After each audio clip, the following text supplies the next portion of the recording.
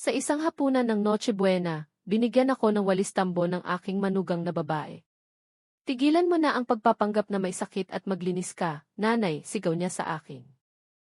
Idinagdag ng aking anak, huwag mong gamitin ang edad mo bilang dahilan.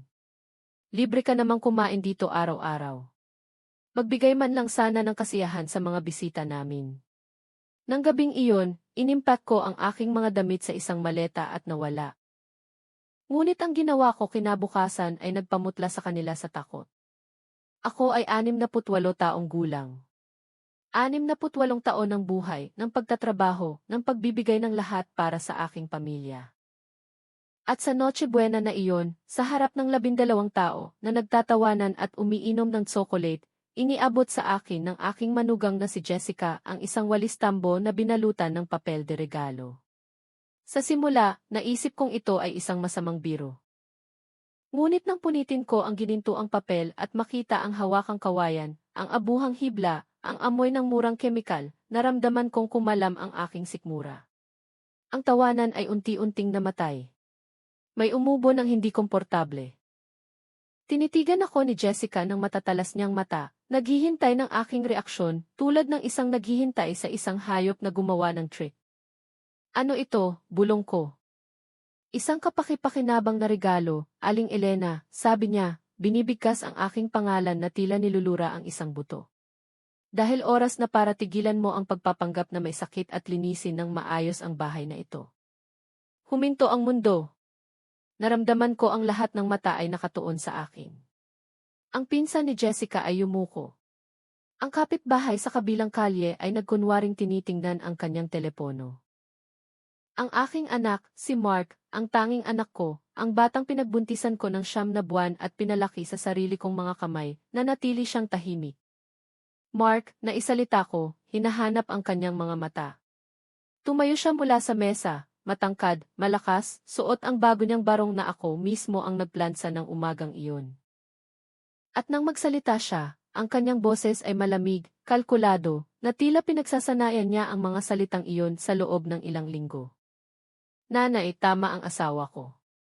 Tigilan mo na ang paggamit ng edad mo bilang dahilan. Libre ka namang kumain dito araw-araw. Ang pinakakaunti mong magagawa ay aliwin ang mga bisita namin. O sa tingin mo ba ay hindi gumagastos ang pagsusuporta sa iyo? Ang bawat salita ay parang kutsilyo. Hindi ako umiyak. Hindi ako sumigaw. May isang bagay sa loob ko na nag-freeze, tulad kapag ang tubig ay naging yelo at ang lahat ay nakabitin, matigas, walang galaw. Kinuha ko ang walis tambo nang nanginginig ang mga kamay, tumango at bumangon mula sa mesa. Paumanhin, bulong ko. Pupunta lang ako sa aking kwarto. Walang pumigil sa akin. Naglakad ako sa pasilyo na iyon na libu-libong beses ko nang nilakad sa nakaraang 3 taon. Dumaan ako sa mga larawan ng pamilya kung saan nakangiti pa ako. Pumasok ako sa maliit na kwarto sa likuran ng bahay, ang dating bodega, ang tanging espasyo na pinayagan nila akong sakupin nang ako ay mabiyuda. At inalok ako ng aking anak na makatira sa kanila. Kailangan ka namin, nanay, sabi ni Mark na mailuha sa mata ng mamatay ang kanyang ama. Hindi ka maaaring mag-isa. Halika, tumira ka sa amin. Pamilya tayo. Pamilya. Isinara ko ang pinto at lumingalinga. Isang twin bed na nakasandal sa dingding. Isang nightstand na may rosaryo ko at isang larawan ng yumaong asawa kong si Arthur. Isang maliit na aparador kung saan nakasabit ang aking mga damit na nagsiksikan. Sa mga dingding, mga mansa ng tubig na walang nagkumpuni dahil hindi priority ang kwarto na iyon. 3 taon na akong nakatira doon. 3 taon ng pagiging invisible. At nang gabing iyon, habang patuloy silang nagtutulungan at nagtatawanan sa labas na tila walang nangyari, hinila ko ang aking lumang maleta mula sa aparador. Ang sirang maleta na ginamit ko sa aking honeymoon 46 taon na ang nakakaraan nang dalhin ako ni Arthur sa Boracay at sumayaw kami sa dalampasigan hanggang sa sumikat ang araw. Dahan-dahan kong sinimulang tiklupin ang aking mga damit, maingat. Ang bawat kasuotan ay isang alaala. Ang sweater na suot ko nang ipanganak si Mark. Ang blusa na suot ko sa kanyang graduation. Ang alampay na ibinigay sa akin ni Arthur sa aming ika-25 anibersaryo. Nanginginig ang aking mga kamay, ngunit hindi sa kalungkutan. Nanginginig sila sa galit dahil habang nagtitiklop ako, naalala ko. Naalala ko ang bawat pang-aalipusta, bawat komento, bawat paghamak na dinanas ko simula nang tumapak ako sa bahay na iyon. Naalala ko nang ipinagbawal sa akin ni Jessica ang paggamit ng sala. Para sa bisita yan, hindi para upuan mo at maghilol. Naalala ko nang sinigawan niya ako dahil ginamit ko ang shampoo niya. Mahal yan, nanay, 2,000 yan. Gamitin mo yung mura na nakasale. Naalala ko nang pinakain niya ako sa kusina dahil sa dining room, tanging ang mga taong nagtatrabaho ilang ang kumakain. Naalala ko si Mark na nakikita ang lahat ng ito at walang sinasabi. At bigla, habang inilalagay ko ang aking sipilyo sa isang bag, may nahulog mula sa likod ng aparador, isang kalawangin na lata na lubos kong nakalimutan, ang kahon kung saan ko itinatago ang mahahalagang dokumento. Binuksan ko ito. Sa loob ay mga lumang papel na naninilaw, lumang litrato, resibo, at isang sobre na may selyo ng abogado. Binuksan ko ito nang nanginginig ang mga daliri. Mga titulo. Mga titulo ng isang piraso ng lupa sa hilagang bahagi ng lungsod, ang lupa na iniwan sa akin ng aking mga magulang nang mamatay sila 30 taon na ang nakakaraan. Ang lupa na nasangkot sa walang katapusang legal na labanan dahil kinontra ng aking kapatid na si Roberto ang testamento. At ako, pagod at nakatuon sa aking pamilya, ay nakalimutan na lamang ito. Ilang taon na ang lupa na iyon na nakatiwangwang. Hindi ko alam. Ngunit habang binabasa ko ang mga papel na iyon, may isang bagay na lumiwanag sa aking dibdib. Isang spark. Isang katanungan. Paano kung umiiral pa ang lupa na iyon? Paano kung may halaga ito? Inilagay ko ang mga dokumento sa aking bag, tinapos ko ang pag-iimpake. 2:00 ng madaling araw nang isara ko ang maleta at umupo sa kama sa huling pagkakataon. Sa labas, ang lahat ay tahimik. Ang mga bisita ay umalis na. Si Mark at Jessica ay tiyak na tulog sa kanilang king-size bed, sa kanilang air-conditioned na master bedroom, sa kanilang mundo kung saan wala akong halaga. Isinuot ko ang aking coat. Kinuha ko ang aking maleta. Inilagay ko ang aking bag sa balikat at umalis ako. Hindi ako nag-iwan ng sulat. Hindi ako nagpaalam. Hindi ako gumawa ng ingay nang isara ko ang pinto. Basta nawala na lamang ako. Habang naglalakad ako sa tahimik na kalye, hila-hila ang aking maleta sa malamig na sementadong daan, lumingon ako minsan. Madilim ang bahay. Ang mga ilaw ng Pasko ay kumikislap sa bintana na tila perpekto ang lahat. Ngunit alam ko ang katotohanan. At sa sandaling iyon, sa ilalim ng mga bituin ng umaga ng Pasko, nanumpa ako na hindi na ako magiging invisible kailanman. Kung ang kwentong ito ay nakaantig sa iyong puso, mag-subscribe sa channel upang patuloy na tuklasin ang mga totoong kwento ng pagtitiis, pagtagumpay, at dignidad dahil walang sinuman ang nararapat tratuhin na mababa. At ngayon, hayaan mong ikwento ko sa iyo ang nangyari pagkatapos ng gabing iyon. Ano ang natuklasan ko kinabukasan na nagpatremble sa aking anak at manugang? Ang natuklasan ko ay higit pa sa isang nakalimutang piraso ng lupa. Naglakad ako ng 4 na bloke bago nang hina ang aking mga binti. Umupo ako sa isang bangko sa bus stop, humihingal na tila tumakbo ako ng isang marathon. Ang maleta ay nasa paanan ko, ang lamig ng Disyembre ay kumakagat sa aking mga buto. At sa unang pagkakataon sa loob ng 3 taon, naramdaman ko ang isang bagay na nakalimutan ko. Kalayaan. Masakit. Diyos ko, napakasakit. Ngunit ito ay akin. Kinuha ko ang aking cellphone nang nanginginig ang mga kamay. 3:00 ng madaling araw. Sino ang tatawagan ko sa ganitong oras? Ang aking mga kaibigan mula sa dating kapitbahayan ay hindi na ako hinanap sa loob ng maraming taon. Siniguro ni Mark na unti-unti niya akong itulak palayo. Nanay, tsismosa lang ang mga babaeng iyan. Nanay, mas mabuti kung manatili ka na lang sa bahay. Madilim na. Si Jessica ay mas direkta. Kung lalabas ka, ipaalam mo sa akin. Ayoko na nangungulit ka sa mga tao at ikinukwento kung paano kami nakatira dito. Idinyal ko ang tanging numero na kabisado ko. Ang aking nakababatang kapatid na si Carol. Sumagot siya sa ikalimang ring, ang kanyang boses ay inaantok at alarm. Hello, sino to? Ako ito, Carrie. Katahimikan pagkatapos ay isang pigil na paghingal. Eleanor, ano ang nangyari? Ayos ka ba? May ginawa ba sila sa iyo? Kailangan ko. Ang aking boses ay naputol. Kailangan ko ng matutuluyan. Nasaan ka?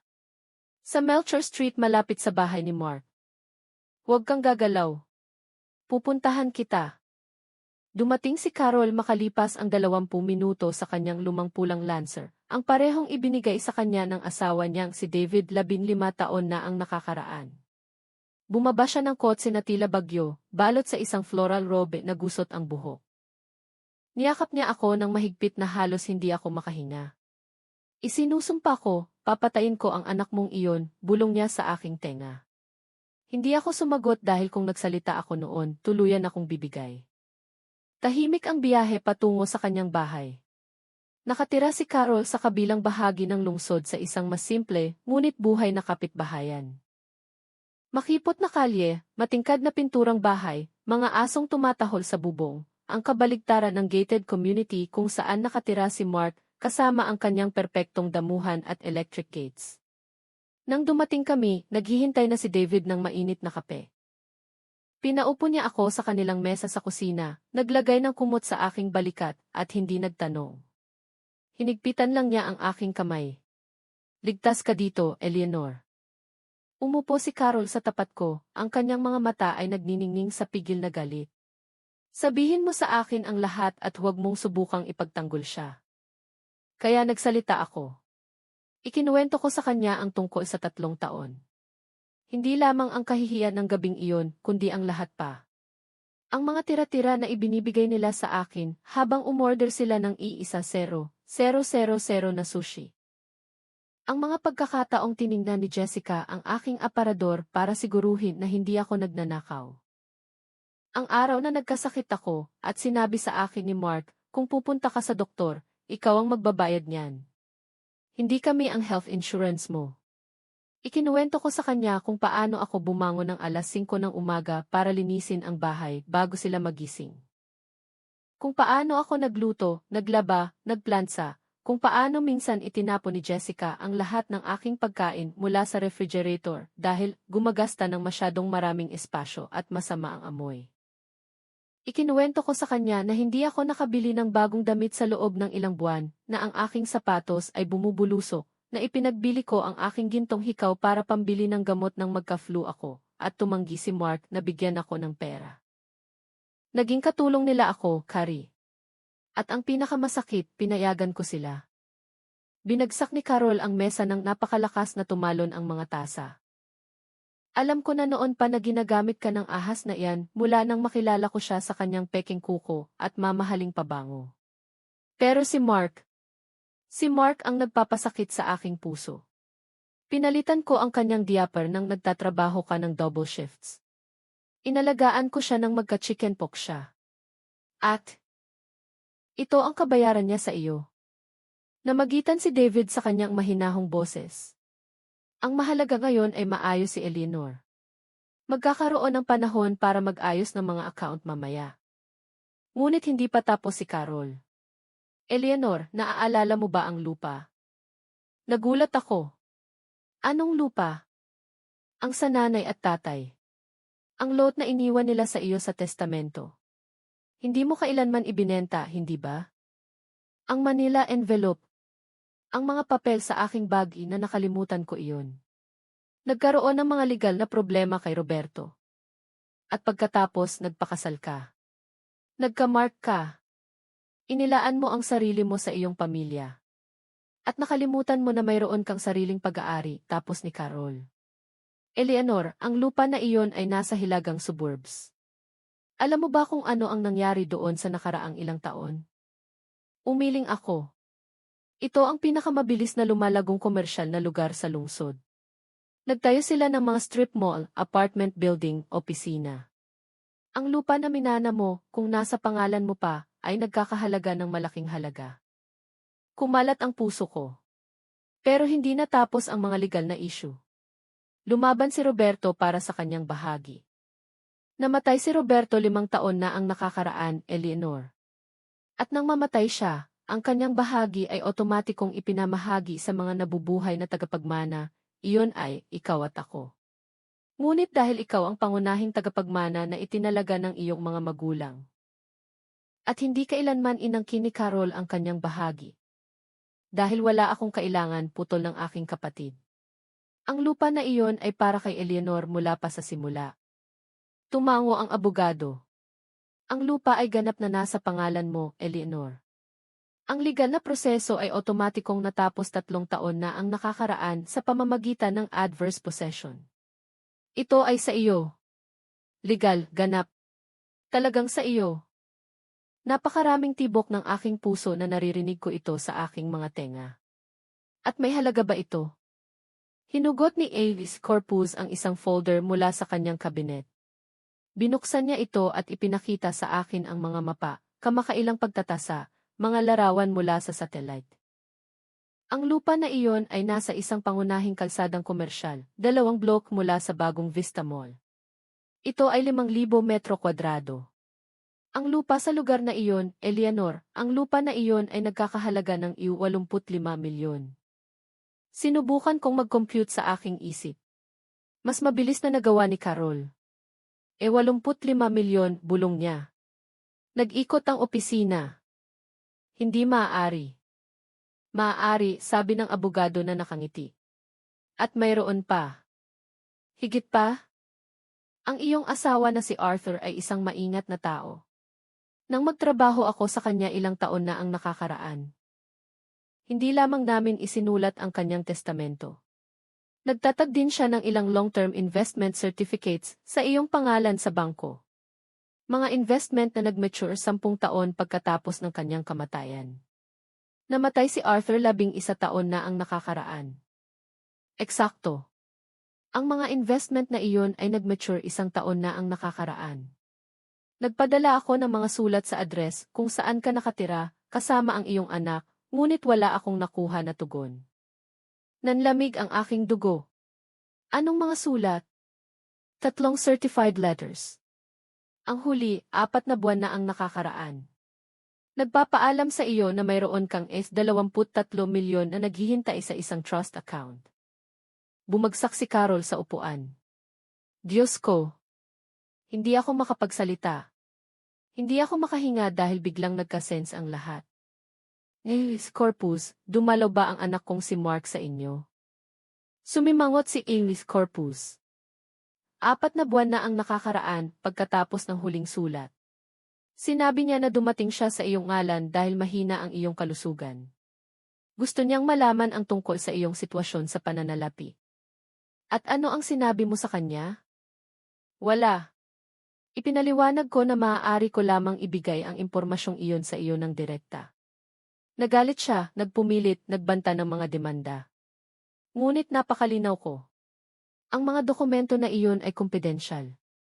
Ikaw lamang ang maaaring makapasok sa kanila. Nagsimulang magtugma ang mga piraso ng puzzle. 4 na buwan na ang nakakaraan nang lumala ang pagtrato sa akin sa bahay, nang maging mas malupit si Jessica, nang tumigil si Mark sa pagtingin sa akin sa mata, nang magsimula ang mga passive-aggressive na komento tungkol sa gastos ng pagpapanatili sa akin, alam nila. Hindi nila alam ang eksaktong halaga, ngunit alam nila na mayroon akong isang bagay, at gusto nila akong manatili doon, masunurin, nagpapasalamat, invisible, hanggang sa mamatay ako at maaari nilang manahin ito. Eleanor, ayos ka ba? Tanong ni Carol, kinakalog ang aking braso. Huminga ako ng malalim. Ako ay perpekto. Tumayo ako, lumakad sa bintana.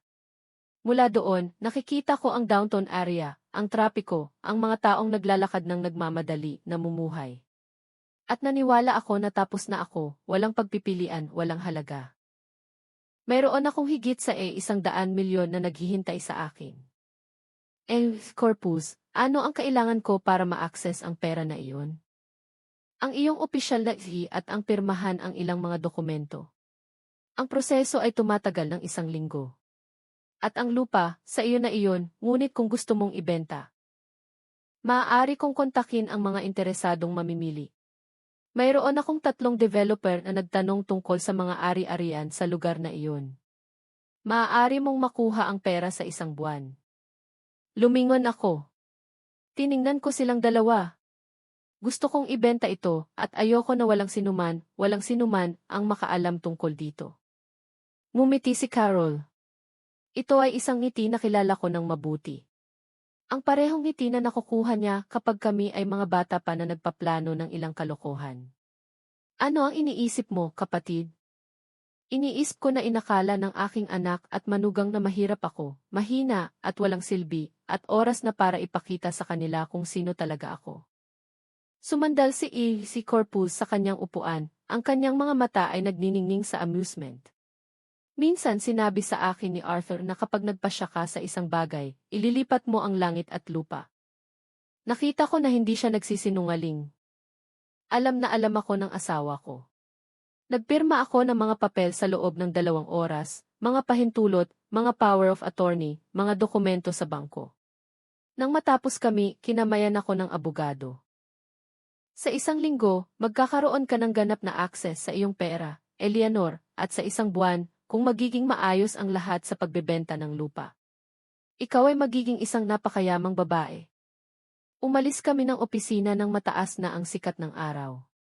Niyakap ako ni Carol doon mismo sa kalye, hindi iniintindi kung may nakatingin. Hindi ko mapaniwalaan. Hindi ko mapaniwalaan na ang kahihiyan na iyon ay ginawa sa iyo ni Mark, alam na may pera ka. Hindi niya alam kung gaano karami. Kaya siya nagtanong. Kaya, ano ang gagawin mo ngayon? Huminto ako. Ang malamig na simoy ng Disyembre ay dumampi sa aking mukha.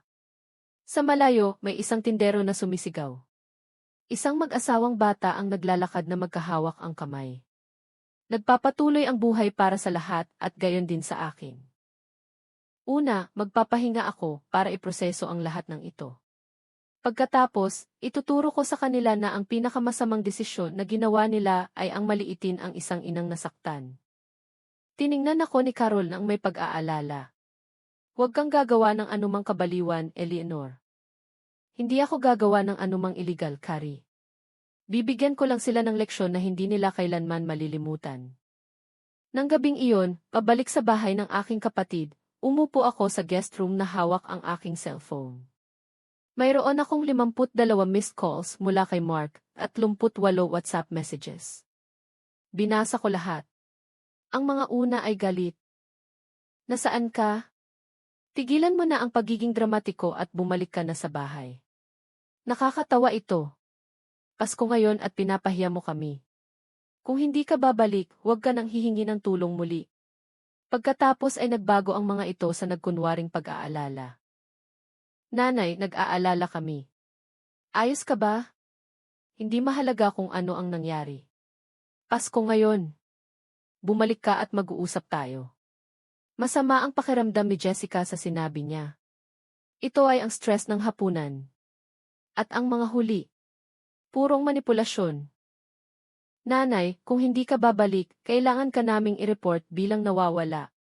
Inilalagay mo kami sa napakahirap na sitwasyon. Nagtatanong ang mga tao, gagawin mo ba talaga ito sa amin pagkatapos ng lahat ng ginawa namin para sa iyo? Hindi ko sinagot ang alinman sa kanila. Sa halip, binuksan ko ang kamera at kumuha ng larawan ng aking sarili. Nakaupo ako sa isang komportableng kama na may tasa ng mainit na tsaa sa aking mga kamay, isang kumot sa aking balikat. Mukha akong pagod, ngunit kalmado, payapa. Ipinadala ko ang larawan kay Mark na may isang mensahe. Ayos lang ako. Tigilan mo na ang paghahanap. Dumating ang kanyang tugon sa loob ng ilang segundo. Nasaan ka? Kailangan nating mag-usap. Pinatay ko ang telepono dahil wala na akong dapat pag-usapan sa kanya. Hindi pa. Una, kailangan kong magpagaling, maghilom, maghanda, at kapag handa na ako, kapag hawak ko na ang lahat ng baraha, saka ko sila ipapakita kung ano ang pakiramdam kapag tinalikuran ka ng mahal mo. Ngunit ang hindi ko alam ay hindi lang sila Mark at Jessica ang magkikilos. At ang ginawa nila sumunod ay ang siyang bumagsak sa likod ng kamelyo. Lumipas ang 3 araw. 3 araw na hindi ako sumagot ng kahit isang tawag. 3 araw na binobomba ni Mark ang aking telepono ng lalong desperadong mensahe. 3 araw na, sa unang pagkakataon sa loob ng maraming taon, natulog ako ng buong gabi nang hindi nagigising na may pagkabahala. Pinakitunguhan ako ni Carol na tila ako ay salamin. Pinaghandaan niya ako ng almusal. Naglakad kami sa parke. Ipinahiram niya sa akin ang kanyang mga damit dahil ang mga dala ko lang ay ang basics. Si David, ang kanyang asawa, ay hindi kailanman nagtanong. Hinigpitan lang niya ang aking balikat sa bawat pagdaan niya at sinabing, "Bahay mo ito, Eleanor." Ngunit ang kapayapaan ay hindi nagtatagal kapag may mga taong hindi makatagal na mawalan ng kontrol sa iyo. Sa ika-4 na araw, pumasok si Carol sa aking kwarto, hawak ang telepono, putla ang mukha. "Eleanor, kailangan mong makita ito." Ipinakita niya sa akin ang kanyang Facebook. Nag-post si Jessica ng isang larawan ko, ang kinuha nila sa hapunan ng Pasko bago nila ibigay sa akin ang walis. Nakaupo ako sa mesa na seryoso ang tingin, nakababa ang mga balikat. Mukha talaga akong kung ano ako, isang pagod, matanda, invisible na babae. Ang text ay nakasulat, mahirap ibahagi ito, ngunit kailangan kong ilabas. Iniwan ng aking biyenan ang aming bahay noong Noche Buena nang walang pasabi. Tinanggap namin siya sa loob ng 3 taon ng may pagmamahal. Binigyan namin siya ng tirahan, pagkain, at pangangalaga. Ngunit nang hilingin namin sa kanya na tumulong sa mga gawain sa bahay, isang bagay na normal sa anumang pamilya, nagalit siya at umalis. Ngayon hindi namin alam kung nasaan siya. Kung sino man ang makakita sa kanya, pakiusap ipaalam sa amin. Lubos kaming nag-aalala. Toxic Family Problematic Mothers-in-Law Christmas. Mayroon itong 143 komento. Nagbasa ako ng ilan. Karamihan ay sumusuporta kay Jessica. "Oh, honey, ang hirap niyan. Ang mga biyenan ay palaging ganyan. Ganyan talaga ang henerasyon na iyan. Akala nila ay may utang na loob sa kanila ang lahat. Napakarami mong pinagdaanan sa loob ng 3 taon. Hindi ko kaya iyan." Ngunit may iba pa. Ang iba na nagtatanggol sa akin. "Teka. Nandoon ako sa hapunan na iyon. Hindi mo ba sinasabi sa kanila na binigyan mo siya ng walis bilang regalo ng Pasko sa harap ng lahat? Dapat ba nating paniwalaan na ang isang babae sa kanyang huling 6 na puti ay umalis ng walang dahilan? May iba pa sigurong nangyari doon. Kilala ko ang pamilya na iyan. Nagtrabaho ang babae na tila aso sa bahay na iyon at hindi nila siya kailanman tinrato ng maayos." Galit na galit si Carol. Sinusubukan ng bruha na iyon na palabasin na ikaw ang baliw, na ikaw ang problema. Wala akong sinabi. Nagpatuloy lang ako sa pagbabasa dahil sa lahat ng mga komentong iyon, may isang nakaakit sa aking pansin. Ito ay mula kay Aling Betty, ang aking kapitbahay mula sa dating kapitbahayan. Ang babae na dating nagbebenta sa akin ng bulaklak tuwing linggo upang dalhin sa libingan ni Arthur. "Jessica, kilala ko si Aling Elena sa loob ng 30 taon. Isa siya sa pinakamabait na babae na nakilala ko.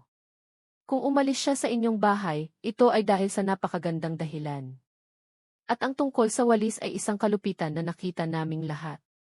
Huwag mong subukang maglaro ng biktima ngayon." Naramdaman ko ang isang bagay na mainit sa aking dibdib. Mayroon pa ring mga taong nakakaalala sa akin na nakakaalam kung sino talaga ako. "Sasagot ka ba?" tanong ni Carol. "Hindi." "Anong ibig mong sabihin, hindi?" "Sinisiraan niya ang pangalan mo. Hayaan mo siyang magsalita. Hayaan mo siyang sabihin ang anumang gusto niya. Pagdating ng panahon, malalaman ng lahat ang katotohanan." Ngunit tama si Carol sa isang bagay. Hindi titigil si Jessica at hindi rin si Mark. Nang hapon ding iyon, sumulpot ang aking anak sa bahay ni Carol. Si David ang sumagot sa pinto. Nasa kwarto ako, ngunit naririnig ko ang lahat. Manipis ang dingding sa bahay na iyon. "Kailangan kong makita ang nanay ko," sabi ni Mark. Ang kanyang boses ay tila tense, kontrolado. Hindi siya available, matigas na sagot ni David. Siya ang nanay ko. May karapatan akong makita siya. Siya ang magpapasya kung kailan kanya gustong makita. Ay, respeto mo iyon. Hindi mo naiintindihan. Galit na galit ang asawa ko. Nag-uusap na ang mga tao. Kailangan naming ayusin ito. Ang kailangan mong gawin ay magmuni-muni kung paano mo siya tinrato. Nagkaroon ng mahabang katahimikan. Pagkatapos, nagbago ang boses ni Mark. Naging mas mababa, mas mapanganib. Sabihin mo sa kanya na kung hindi siya babalik, kailangan naming gumawa ng legal na hakbang. Sumulpot si Carol ng sandaling iyon. Narinig ko siya mula sa kwarto. Legal na hakbang? Anong legal na hakbang? Mark, wala kang utang sa nanay mo. Wala siyang ninakaw. Wala siyang ginawang masama. Umalis siya dahil tinrato mo at ng babaeng iyon na tila basura. Hindi mo alam kung ano ang nangyari sa bahay ko. Alam ko na binigyan mo siya ng walis para sa Pasko. Alam ko na pinahiya mo siya sa harap ng lahat. Alam ko na tinrato mo siya na tila isang katulong. Gusto mo bang magpatuloy pa ako? Stress ang asawa ko. Ito ay isang hindi pagkakaunawaan. Isang hindi pagkakaunawaan na tumagal ng 3 taon. Nawala ang pagtitimpi ni Mark. Ang nanay ko ay kumikilos na tila isang spoiled child dahil lang sa isang walang kwentang regalo. Nakakatawa. Ang nakakatawa ay hindi mo naiintindihan kung bakit siya umalis. Ang boses ni Carol ay yelo. Ngayon, umalis ka sa aking bahay bago ko tawagan ang pulis. Hindi pa ito tapos. Tama ka. Hindi pa. Narinig ko ang pagbagsak ng pinto. Ang mga yapak ni Mark sa hagdan. Ang makina ng kanyang truck na nag-i-start. Pumasok si Carol sa aking kwarto. Pula ang kanyang mga mata, ngunit hindi sa kalungkutan kundi sa galit. Nawawala na ang batang iyon, Eleanor. Ganap na nawawala. Bumangon ako mula sa kama. Naglakad ako sa bintana. Mula doon, nakikita ko ang truck ni Mark na papalayo. Isang bagong itim na ram truck na may chrome rims. Binili niya ito 6 na buwan na ang nakakaraan. Isang $250,000 na down payment, sinabi niya sa akin. Pero worth it, nanay. Mahalaga na magpakita ng magandang imahe. Isang magandang imahe. Habang ako ay nakasuot ng luma at sirang sapatos at kumakain ng mga tira-tira. Carrie, maaari ko bang hiramin ang iyong computer? Para saan? Kailangan kong maghanap ng isang bagay. Makalipas ang kalahating oras, binabasa ko ang buong social media profile ni Jessica, hindi lang Facebook, kundi Instagram, TikTok, Twitter. Ang babaeng ito ay idinokumento ang buong buhay niya online. At ang natuklasan ko ay nagpalamig sa akin. Mga larawan mula sa mamahaling restaurant. Date night with Eva Love. Mga larawan sa isang luxury Jewite, taking care of myself for him. Mga larawan ng designer clothes, treating myself because deserve it. Mga larawan sa spas, sa beauty salons, sa mga biyahe sa dalampasigan. Lahat habang sinasabi nila sa akin na walang pera para bilhan ako ng bagong sapatos. Ngunit may iba pa, isang bagay na nakaakit sa aking pansin. Sa kanyang naka-highlight na Instagram stories, may isang seksyon na tinawag na Our Home. Nag-click ako dito at nandoon sila. Mga larawan ng loob ng bahay ni Mark, ang sala na hindi ko pinayagan gamitin, ang dining room kung saan hindi ako makaupo, ang kusina na may stainless steel appliances, at isang larawan partikular ang nagpasakit sa aking puso. Ito ang aking kwarto, ang bodega kung saan ako natulog, ngunit ang caption ay nakasulat, Future Project, Converting this space into a walk-in closet. It's almost empty. It's almost empty. Naghihintay sila sa akin. Naghihintay silang mamatay ako o naghihintay na palayasin ako. Binasa ni Carol sa aking balikat at humingal, ang bruha na iyan. Plano niyang palayasin ka. Isinara ko ang laptop. Tinitigan ko ang dingding. At pagkatapos, may isang bagay sa loob ko na nagbago. Hindi na ako nakaramdam ng kalungkutan. Hindi na ako nakaramdam ng sakit. Naramdaman ko ang galit. Malamig. Kalkulado. Nakamamatay. Carrie. Bukas, may gagawin ako. Ano? Magre-rent ako ng apartment. Para saan? Ayos ka dito. Dahil kailangan ko ng sarili kong espasyo at dahil kailangan kong paniwalaan ni Mark at Jessica na tapos na ako, na umalis ako dahil wala na akong ibang pupuntahan, na ako ay vulnerable. Tiningnan ako ni Carol, pinanipis ang kanyang mga mata. Ano ang pinaplano mo? Hustisya, kapatid.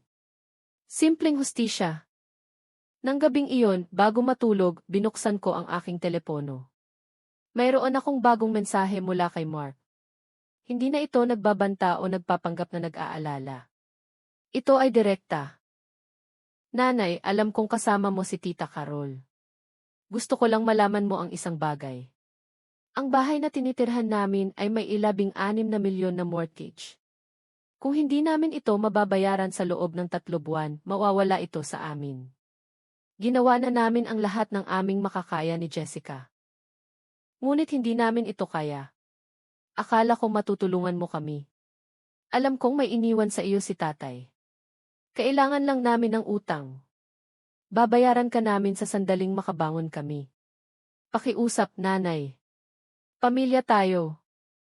Binasa ko ang mensahe ng 3 beses at pagkatapos ay bumulalas ako ng tawa. Isang mapait, tuyong tawa na ikinagulat maging ng sarili ko. Nandoon iyon ang hubad na katotohanan. Hindi nila ako gustong bumalik dahil na-miss nila ako. Gusto nila akong bumalik dahil kailangan nila ang aking pera. Sumagot ako ng kalmado, pinipili ang bawat salita. Mark, nang ibigay mo sa akin ang walis na iyon, itinuro mo sa akin na para sa iyo, ang halaga ko ay kung ano lang ang kaya kong gawin. Ngayon, sumusulat ka sa akin dahil kailangan mo ng pera. Nakikita mo ba ang pattern? Hindi ako ang iyong ina. Ako ang iyong resource. At ikinalulungkot kong sabihin sa iyo na naubos na ang resource na iyan. Lutasin mo ang sarili mong problema. Ipinadala ko ang mensahe. Pinatay ko ang telepono. At sa unang pagkakataon sa loob ng 3 taon, nakatulog ako ng nakangiti.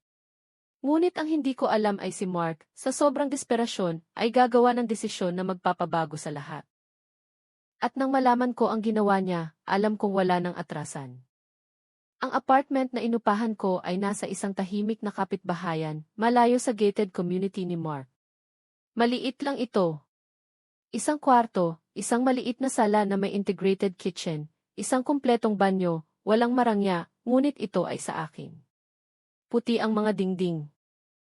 Nakaharap ang mga bintana sa isang parke, kung saan naglalaro ang mga bata tuwing hapon, at sa unang pagkakataon sa loob ng maraming taon, nakahinga ako nang hindi nararamdamang may nagbabantay sa akin.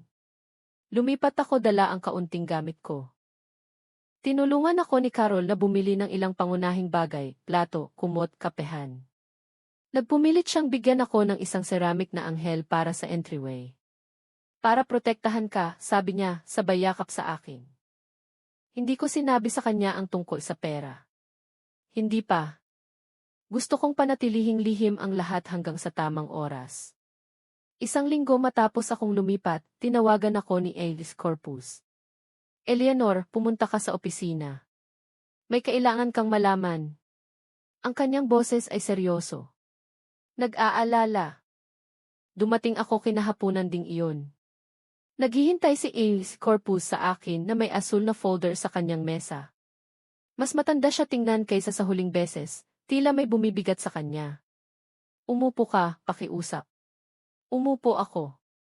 Humihinto na ang puso ko. Ano po iyon, Youth Corpus? Binuksan niya ang folder at kinuha ang ilang papel. Ito ay mga kopya ng mga aplikasyon, mga opisyal na form na may selyo. Dumating si Mark 2 araw na ang nakakaraan. Sa pagkakataong ito, nagdala siya ng abogado. Sinubukan nilang mag-file ng petisyon para sa conservatorship laban sa iyo. Tumama sa akin ang salita na tila kamao. Conservatorship. Gusto ka nilang ideklarang may kapansanan sa pag-iisip upang makagawa ng mga desisyon sa pananalapi. Ikinatuwiran nila na mayroon kang matinding pagbaba ng kognisyon at iniwan mo ang iyong tahanan ng walang maliwanag na dahilan.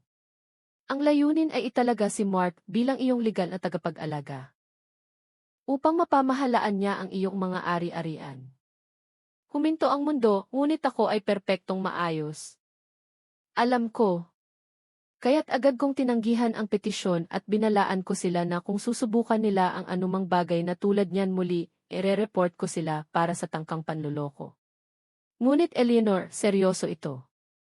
Desperado ang iyong anak at ang isang desperadong tao ay kayang gawin ang anumang bagay. Nanginginig ang aking mga kamay. Itinago ko ang mga ito sa ilalim ng mesa. Bakit siya ganoon kadesperado? Kinuha ni Envis Corpus ang iba pang mga papel. Mga bank statement, pampublikong record. Nag-research ako ng kaunti sa iyong otorisasyon bilang aking kliyente. Ang bahay na tinitirhan ni Mark ay may 16 na milyon na mortgage sa bangko. Sila ay 4 na buwan nang nahuhuli sa pagbabayad. Sinimulan na ng bangko ang proseso ng foreclosure. Sa loob ng 2 buwan, kung hindi sila magbabayad, mawawala sa kanila ang bahay. Sinabi niya sa akin. Humingi siya ng pera. Mayroon pa. Si Jessica ay mais 3.5 milyon na utang sa credit card. Sila ay na-flag ng mga credit bureau bilang high risk. At 3 buwan na ang nakakaraan, nag-apply sila para sa isang personal loan na tinanggihan. Ang bawat salita ay isa pang piraso ng puzzle. Kaya kailan lumala ang pagtrato sa akin? Ayon sa aking mga tala, ipinadala ko ang unang sulat tungkol sa iyong mga investment 8 buwan na ang nakakaraan. Dumating si Mark upang magtanong 4 na buwan na ang nakakaraan. Lumala ba ang pang-aabuso sa panahong iyon? Pinikit ko ang aking mga mata. Naalala ko na ang pinakamasamang kahihiyan ay nagsimula mga 6 na buwan na ang nakakaraan. Ang mga komento tungkol sa akin na isang pasanin, ang mga paghihigpit sa pagkain, ang walis ng Pasko. Lumala ang lahat sa mga buwan na iyon. Dahil alam nilang may pera ka, ngunit hindi nila ito ma-access. Sinubukan kanilang panatilihing masunurin, umaasa, nagpapasalamat, at nang hindi ito gumana, nang umalis ka, nagpanik sila. Hinubad ni Envis Corpus ang kanyang salamin at tiningnan ako ng direkta sa mata. Eleanor, kailangan mong protektahan ang iyong sarili ng legal. Ngayon, paano? Una, gagawa kami ng bagong testamento, isang testamento na napakalinaw na ikaw ay may matino na pag-iisip at gumagawa ng sarili mong mga desisyon ng malaya. Pangalawa, magtatalaga kami ng mga saksi upang patunayan ang iyong mental na estado. At pangatlo, ipagpapatuloy namin ang pagbebenta ng lupa ng mabilis hanggat maaari bago subukan ni Mark na harangin ito. Magagawa ba niya iyon? Maaari siyang sumubok. Maaari siyang mag-file ng mga walang basehang demanda na magpapabagal sa proseso. Kaya't kailangan nating kumilos ng mabilis. Gumugol kami ng 3 oras sa opisina na iyon. Nagpirma ako ng mga dokumento. Nagbigay ako ng mga recorded testimonies. Nagdala si Envis Corpus ng 2 independent witnesses, isang doktor at isang social worker, na sumuri sa akin upang patunayan na ako ay may kakayahang mag-isip. Nang matapos kami, pagod ako, ngunit nakaramdam din ako ng ginhawa. Nabenta na ang lupa, sabi ni Envis Corpus habang nililigpit niya ang mga papel. Tinanggap ng development company ang alok. 85 milyon. Ang pera ay nasa account mo sa loob ng 1 linggo. At ang mga investment ni Arthur. Available na ang mga iyon. Kailangan mo na lang pumunta sa bangko upang pumirma. 23 milyon. Ay 108 milyon. Ito ay mas malaking pera kaysa sa nakita ko sa aking buhay. Envis Corpus, alam mo ba kung ano ang gagawin ko dito? Umiti siya ng pagod. Hindi. Ano ang gagawin mo? Mabubuhay ako. Mabubuhay ako ng may dignidad. At ituturo ko sa aking anak at sa babaeng iyon na ang pagmamahal ng isang ina ay hindi binibili, hindi ipinamamanhik, at hindi tinatapak-tapakan. Ipagmamalaki ka ng iyong asawa. Umalis ako ng opisina habang dumidilim. Punong-puno ng tao ang downtown na umaalis sa trabaho, mga tindero na sumisigaw, ang amoy ng pritong pagkain at usok ng bus, ngunit naglakad ako na tila lumulutang dahil sa unang pagkakataon sa loob ng maraming taon. Ang aking kinabukasan ay nakasalalay lamang sa akin. Dumating ako sa aking apartment at nagtimpla ng tsaa. Umupo ako sa maliit na sofa na ibinigay sa akin ni Carol at binuksan ang aking telepono. Mayroon akong mga bagong mensahe mula kay Mark. Hindi na ito mga pakiusap. Ito ay mga banta na manipis na nakatago. Nanay, alam kong nilalagyan ka ni Elvis Corpus ng mga ideya sa iyong ulo. Gusto lang niya ang pera mo. Huwag kang magtiwala sa mga estranghero. Magtiwala ka sa iyong pamilya. Labis na nalulungkot si Jessica sa lahat ng ito. Kinailangan siyang pumunta sa isang psychologist. Kung may mangyari sa kanya, kasalanan mo iyon. Nagtatanong ang mga tao sa dating kapitbahayan tungkol sa iyo. Sinasabi nila ang mga masasamang bagay. Iyan ba ang gusto mo? Wasakin ang pangalan ng pamilyang ito. Binoblock ko ang kanyang numero. Ngunit hindi ko binoblock si Aling Betty, ang aking dating kapitbahay. Sumulat din siya sa akin. Eleanor, hindi ko alam kung makikita mo ang mensaheng ito, ngunit gusto kong malaman mo ang isang bagay. Ang iyong anak ay nasa kapitbahayan. Nagtatanong kung may nakakaalam kung nasaan ka. Mukha siyang labis na kinakabahan. Nagtanong din siya kung mayroon kang mga kaibigan o kakilala na maaaring tumutulong sa iyo sa pananalapi. Sinabi ko sa kanya na wala akong alam, ngunit binigyan ako nito ng masamang pakiramdam. Pakiusap. Mag-ingat ka. Sumagot ako, salamat, Aling Betty. Ayos lang ako at huwag kang mag-alala. Alam ko kung paano mag-ingat sa sarili ko. Nang gabing iyon, hindi ako makatulog, hindi dahil sa pagkabalisa, kundi sa galit. Ang aking anak, ang bata na hinawakan ko sa aking mga bisig, na inalagaan ko nang magka-pneumonia siya sa edad na 5. Na pinakain ko ng pera na kinikita ko sa paglilinis ng mga bahay ng ibang tao, nang nagsisimula pa lang si Arthur. Ang anak na iyon ay sinusubukang ideklarang baliw ako upang nakawan ako. Hindi kalungkutan ang naramdaman ko. Ito ay pagkabigo, malalim, masakit, hindi na mababawi. Ngunit ito rin ay kalinawan dahil ngayon alam ko na walang atrasan. Walang posibleng pagkakasundo. Walang pamilya na ililigtas. Mayroon lamang isang ina na kailangang ipagtanggol ang kanyang sarili at isang leksyon na kailangang ituro. Bumangon ako mula sa kama. Pumunta ako sa kusina. Kumuha ako ng notebook at panulat at nagsimula akong magsulat. Hindi ito isang plano para sa paghihiganti. Ito ay isang plano para sa hustisya. Punto 1, siguraduhin ang lahat ng pera at account na hindi kayang galawin ni Mark. Punto 2, itayo muli ang aking buhay ng may dignidad, malayo sa mga toxic na tao. Punto 3, kapag tamang oras na, kapag si Mark at Jessica ay nasa bingit ng bangin, saka ko ipapakita sa kanila kung sino talaga ako, hindi para saktan sila kundi para matuto sila.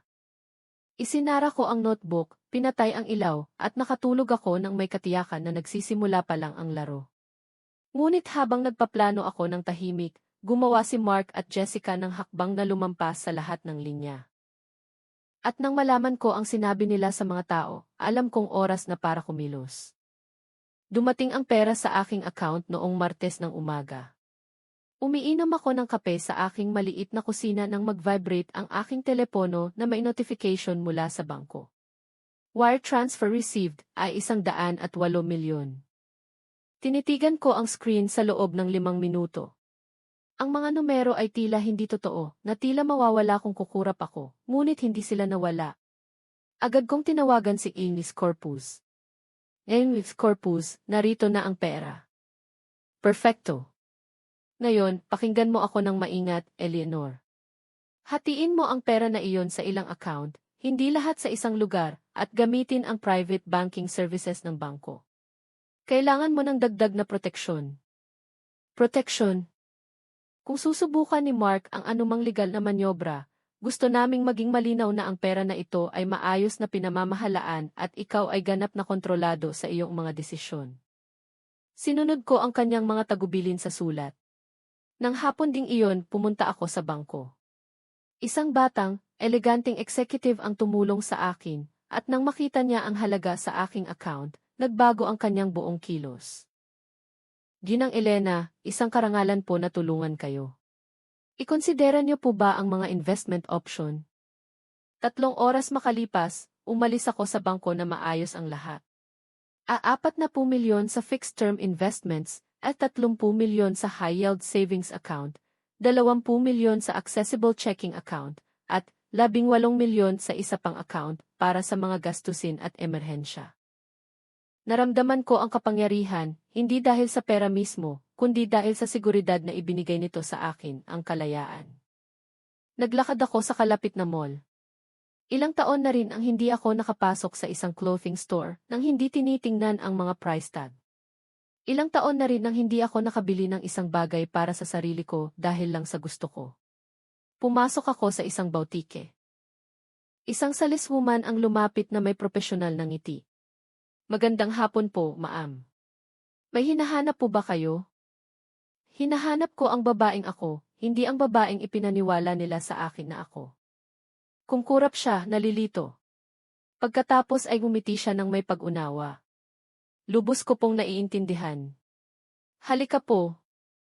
Umalis ako na may 4 na bag, mga bagong damit, komportable ngunit eleganteng sapatos, isang wool coat na kulay alak. Gumastos ako ng i-60,000 nang hindi kumukurap. Pagkatapos ay pumunta ako sa salon. Pinagupitan ko ang buhok na matagal at napabayaan sa loob ng maraming taon. Ang stylist, isang batang babae na may purple streaks, ay pinayuhan ako, paano po ang isang bob sa balikat nyo? Magbibigay po iyon sa inyo ng sariwa, mas bata na hitsura. CJ. Pagkalipas ng 2 oras, umalis ako na may modernong gupit. Ang aking buhok ay kulay upang takpan ang kulay abuhin na nararamdaman kong 30 taon na mas bata. Pabalik sa aking apartment, nakita ko ang aking sarili sa salamin ng elevator at hindi ko nakilala ang babaeng nakatingin sa akin.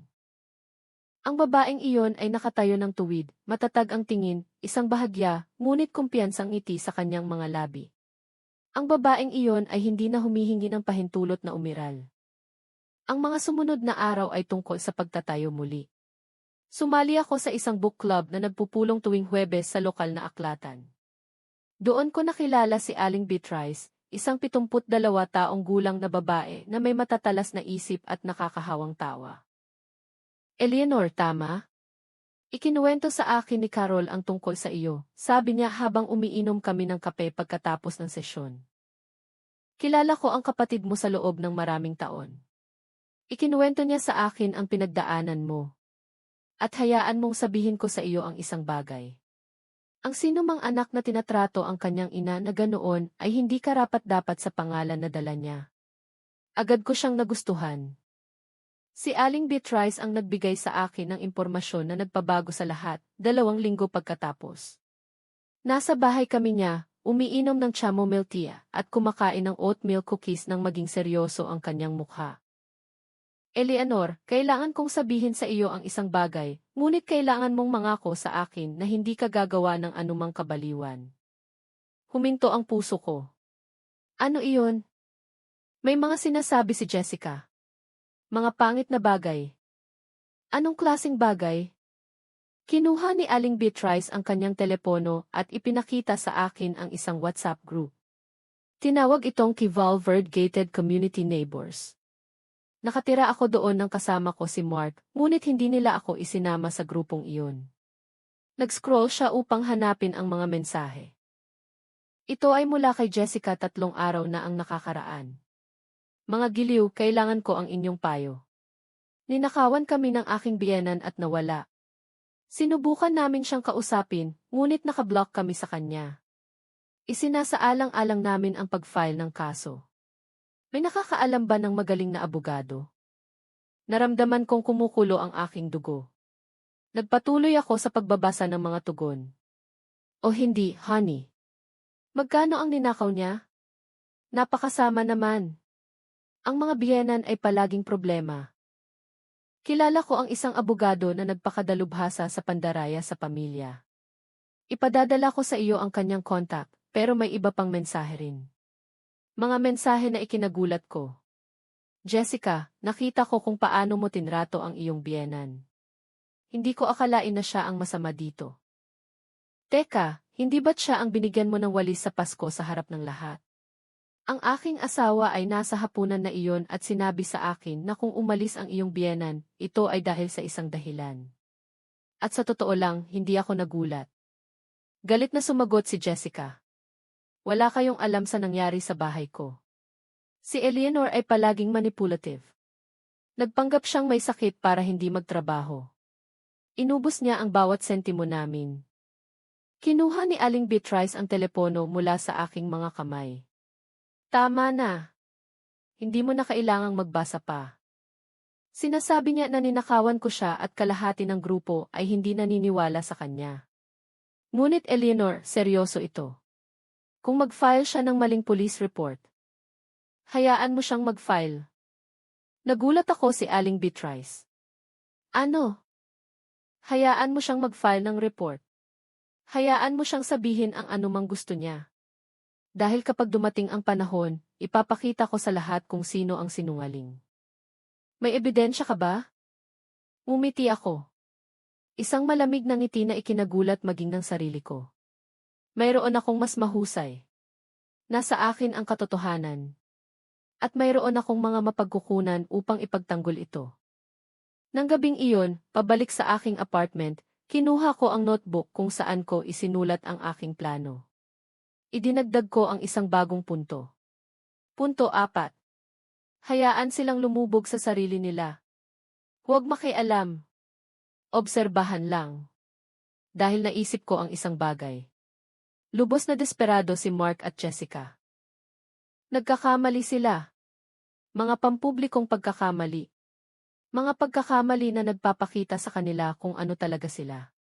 Mga bangkaroteng manipulator. Kinabukasan, hysteric na tinawagan ako ni Carol. Eleanor. Dumating si Mark sa bahay ko at binantaan ako. Ano ang sinabi niya?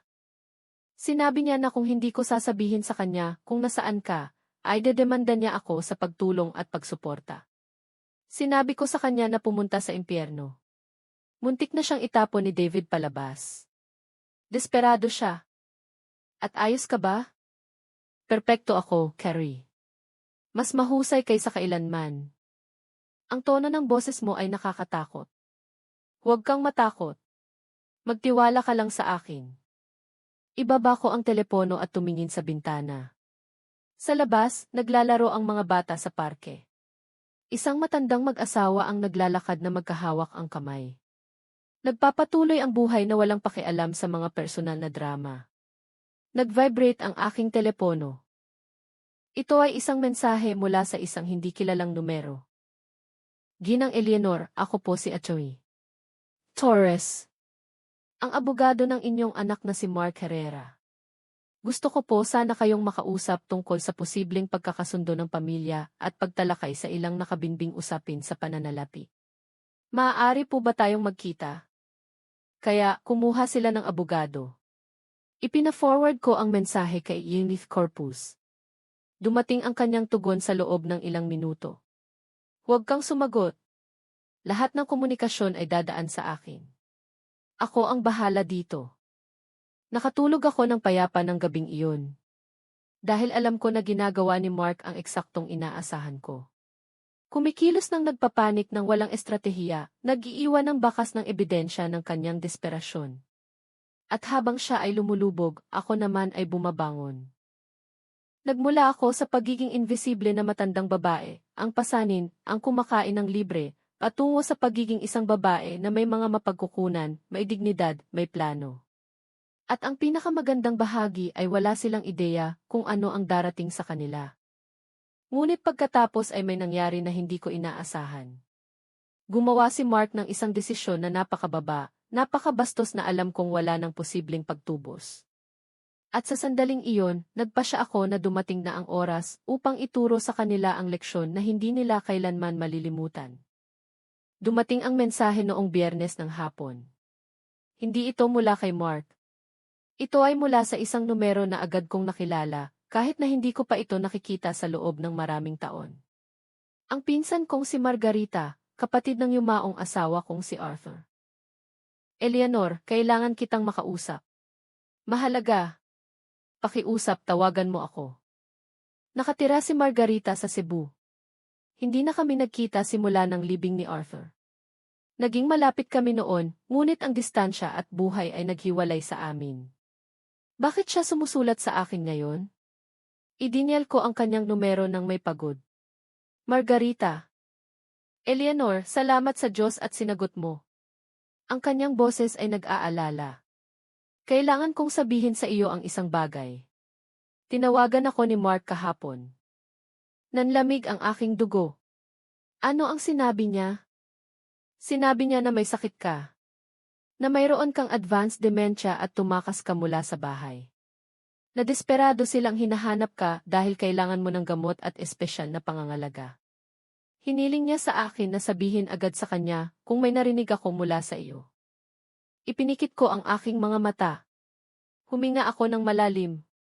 Margarita, naniwala ka ba sa kanya? Nagkaroon ng mahabang paghinto. Sa simula, natakot ako, ngunit pagkatapos ay naisip ko, kung ganoon kasakit si Eleanor, bakit hindi nag-file si Mark ng opisyal na report? Bakit hindi siya pumunta sa pulis?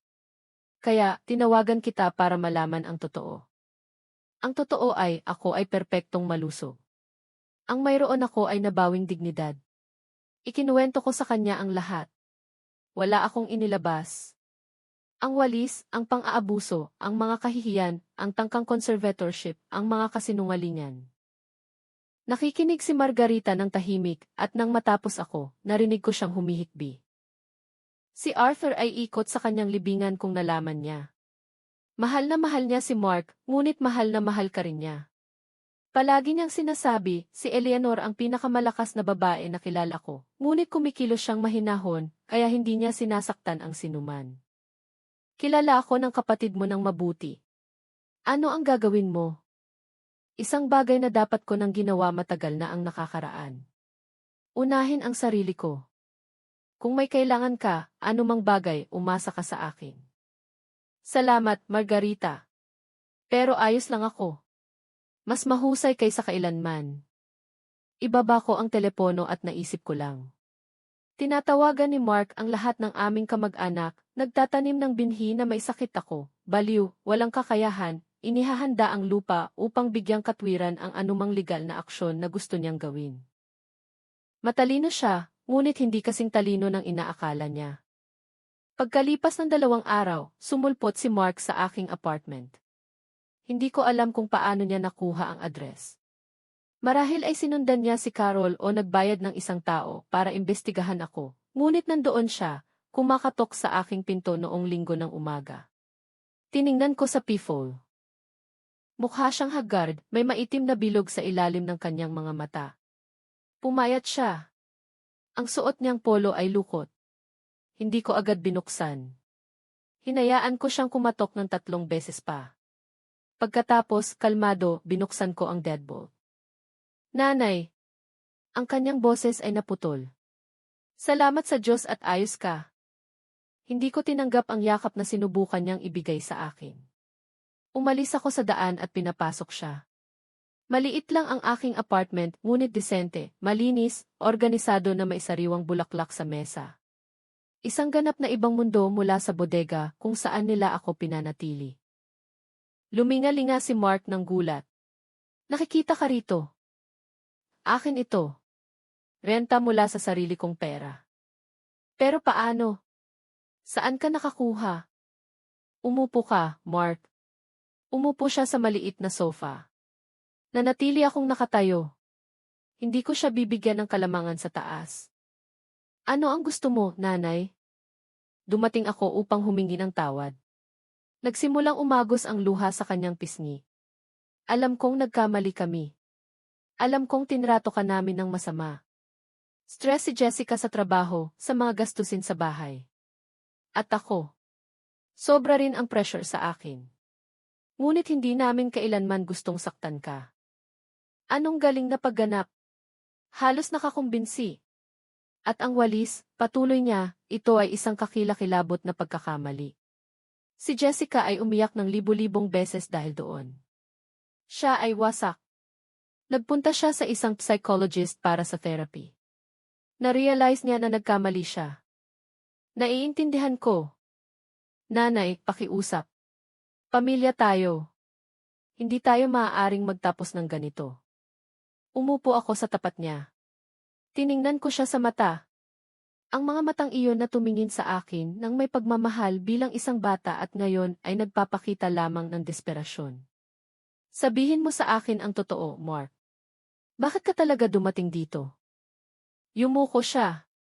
Nasa gulo kami. Anong klaseng gulo? Ang bahay?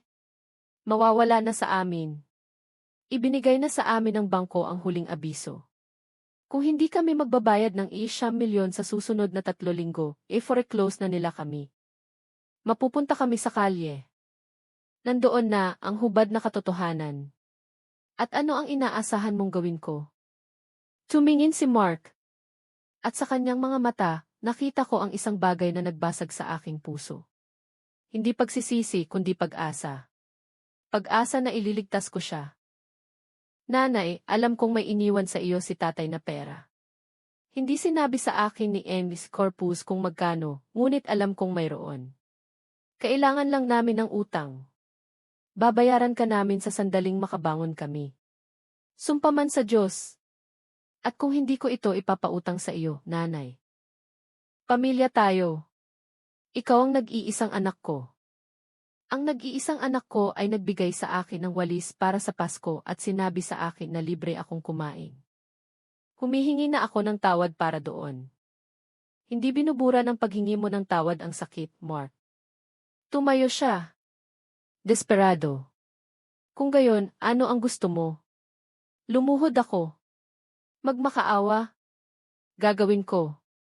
Ano man ang kailangan, pakiusap tulungan mo kami. Tiningnan ko siya ng mahabang sandali. At pagkatapos ay gumawa ako ng isang bagay na ikinagulat ng aking sarili. Nagkunwari akong nag-aalangan. Hindi ko alam, Mark. Napakaraming pera iyan. Alam ko. Alam ko. Ngunit babayaran ka namin na may interes kung gusto mo. Kailangan kong pag-isipan. Gaano katagal ang kailangan mo? 1 linggo. Nagliwanag ang kanyang mukha. Talagang inakala niya na nakumbinsi niya ako. Salamat, nanay. Salamat. Hindi mo alam kung gaano kahalaga ito sa amin. Inihatid ko siya sa pinto. Bago siya umalis, sinubukan niyang yakapin ako muli. Sa pagkakataong ito, pinayagan ko siya, ngunit ang kanyang yakap ay naramdaman na kung ano ito, ang bitag ng isang desperadong mangangaso. Nang umalis siya, tinawagan ko si Ennis Corpus. Ennis Corpus, dumating si Mark upang humingi ng pera. Sinabi mo ba na hindi? Sinabi ko na pag-iisipan ko. Katahimikan sa kabilang linya. Eleanor, ano ang pinaplano mo? Ibaba ko sa kanila ang gusto nila. Ngunit may kondisyon. Anong klaseng kondisyon? Mga kondisyon ko. Ang mga sumunod na araw ay masusing paghahanda. Si Ennis Corpus at ako ay nagdisenyo ng isang dokumento, isang family loan contract na may napakapartikular na probisyon at isang bagong ironclad will na may mga saksi at medical certification na nagsasaad na ako ay may matino na pag-iisip. Gumawa din ako ng iba pa, isang bagay na masakit ngunit kinakailangan. Kumuha ako ng isang private investigator. Kailangan mong malaman ang lahat tungkol sa sitwasyon sa pananalapi ng aking anak at kanyang asawa, sinabi ko sa lalaki, isang 50 anyos na lalaki na nakakita na ng lahat ng uri ng sitwasyon. Mga utang, gastusin, paggala ng bangko, anumang legal na makukuha mo. May hinahanap po ba kayong partikular? Gusto kong malaman kung may niliko sila tungkol sa anumang bagay. Kung may nakatagong gastusin, kung may anumang hindi nagkakasya sa kanilang malungkot na kwento. Ibinigay ng investigador ang kanyang ulat pagkalipas ng 5 araw, at ang natuklasan ko ay nagpatunay sa lahat ng kailangan kong malaman. Gumastos si Jessica ng ₱600,000 sa nakaraang taon sa mga cosmetic treatment, designer clothes, at mga biyahe. Bumili si Mark ng ₱400,000 na motorsiklo 3 buwan na ang nakakaraan na itinago niya sa bahay ng isang kaibigan. Ganap nilang ni-renovate ang kanilang master bedroom at banyo na may ₱1 milyon na luxury finishes, lahat habang sinasabi sa akin na wala silang pera para sa aking sapatos. Inilagay ko ang ulat sa isang folder at naghintay ako. Noong Sabado, bumalik si Mark. Sa pagkakataong ito kasama si Jessica. Suot niya ang isang simpleng damit, walang makeup, nakatali ang buhok, sinusubukang magmukhang mapagpakumbaba, nagsisisi. Eleanor, sabi niya na nanginginig ang boses. Alam kong hindi ko karapat-dapat ang iyong pagpapatawad. Ang ginawa ko ay hindi mapapatawad, ngunit isinusumpa ko na nagbago na ako. Nagpa-therapy ako. Nagtrabaho ako sa aking sarili. Hinihingi ko lang ng isang pagkakataon upang patunayan ito sa iyo. Anong galing na artista? Umupo kayo, sabi ko. Umupo sila ng magkasama sa sofa na magkahawak ang kamay, ang perpektong mag-asawa na nasa krisis. Kinuha ko ang mga dokumento na inihanda ni Ennis Corpus. Kung ipapautang ko sa inyo ang pera na ito ay sa ilalim ng aking mga kondisyon. Ano man ang mga ito, sabi agad ni Mark. Una, ito ay isang utang, hindi regalo. Pipirmahan ninyo ang isang legal na promissory note. Mayroon kayong 2 taon upang bayaran ito na may 0% taunang interes. Perpekto. Pangalawa, bilang kolateral, ang bahay ay ilalagay sa aking pangalan hanggang sa mabayaran ng buo ang utang.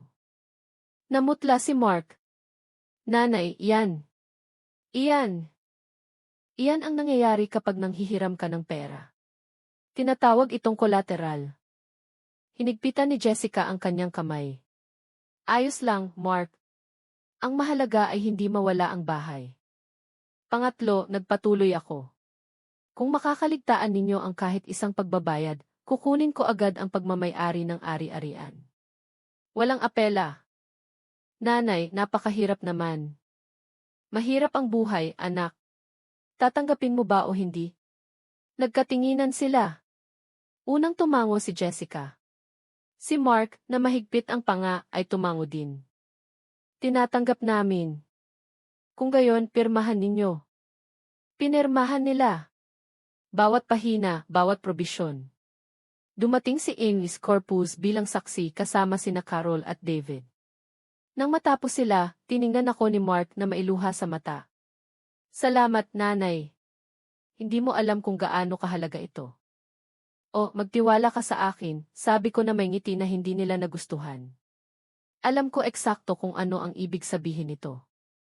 Inilipat ko sa kanila ang ₱1 milyon ng hapon ding iyon. Umalis sila sa aking apartment na nakahinga ng maluwag, iniisip na nanalo sila. Ngunit hindi nila alam na naglagay lang ako ng perpektong bitag. Dahil sa kontratang iyon, mayroong isang probisyon na hindi nila nabasa ng maingat.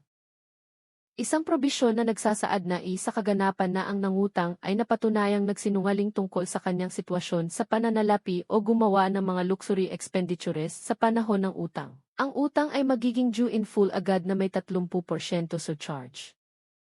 At mayroon akong ulat ng investigador na nagpatunay sa eksaktong iyan. Tiningnan ako ni Carol nang umalis ang lahat. Kapatid, ano ang ginawa mo? Binigyan ko sila ng sapat na lubid para isabit ang kanilang sarili. At ngayon maghihintay ako. At kapag tamang oras na, puputulin ko ang lubid. Ang hindi alam ni Mark at Jessica ay hindi magiging malakas ang aking paghihiganti.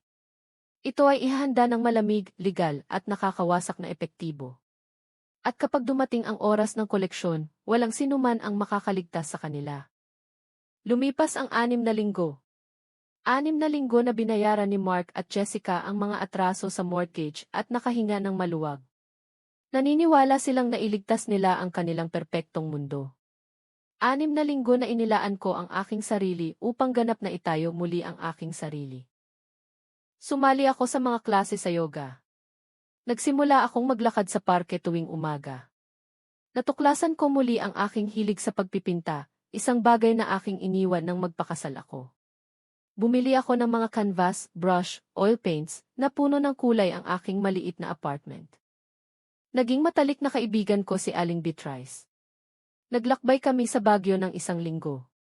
Kumain kami ng masarap na pagkain sa norte, bumili ng mga alahas na pilak, at naglakad sa mga makasaysayang plaza. Naramdaman kong bata muli. Binibisita ako ni Carol tuwing linggo. Nagluluto kami ng magkasama, nagtatawanan, at nag-aalaala tungkol sa aming pagkabata. Minsan, Sinabi niya sa akin, hindi ka pa ganoon kasaya simula nang mamatay si Arthur. Ito ay dahil sa wakas ay ako na muli, Carrie. Sumulat sa akin si Mark ng 2 beses sa loob ng 3 buwan na iyon. Mga formal na email. Nanay, nag-ipon kami, ngunit mahirap. Gusto ko lang malaman mo na sinusubukan namin. Hindi ako sumagot. Wala akong masabi. Noong Hunyo 9, isang araw bago ang deadline, tinawagan ako ni Emily Corpus. Eleanor. Kada deposito lang ni Mark ng ₱1 milyon. Nagulat ako. Ano? Hindi ko alam kung saan niya nakuha ang pera, ngunit ginawa niya. Idineposito niya ang buong halaga. Ay ₱1 milyon. Sobra pa nga ang binayaran niya sa kinakailangang halaga. Paano iyon posible? Kailangan mo siyang tanungin. Tinawagan ko si Mark. Sumagot siya sa unang ring. Hello, nanay. Saan mo nakuha ang pera? Bumuntong hininga siya ng mahaba. Ibinenta namin ang lahat. Ang motorsiklo, ang coats ni Jessica, alahas, muebles. Nangutang ako sa mga kaibigan. In-advance ako ng boss ko ng sweldo ng 6 na buwan. At ibinenta namin ang walk-in closet. Bawat bag, bawat sapatos, bawat designer na bagay, lahat. Pumayag si Jessica doon. Si Jessica ay nasa totoong therapy ngayon. Hindi para sa palabas, kundi totoo. Nang makita niya na mawawala sa amin ang lahat, may isang bagay na nagbago sa kanya. O baka na-realize niya lang kung ano talaga ang mahalaga. Nagkaroon ng mahabang katahimikan. Nanay, alam kong hindi mabubura ng pera ang ginawa namin. Alam kong hindi mo ako kailanman mapapatawad. Ngunit gusto kong malaman mo ang isang bagay. Ang huling 3 buwan na ito ang pinakamasama sa aking buhay at din ang pinakamahalaga dahil naintindihan ko kung ano ang pakiramdam na desperado. Walang pagpipilian, umaasa sa awa ng isang tao. Naintindihan ko kung ano ang ipinaramdam namin sa iyo sa loob ng 3 taon. Nagsimulang umagos ang luha sa aking pisngi.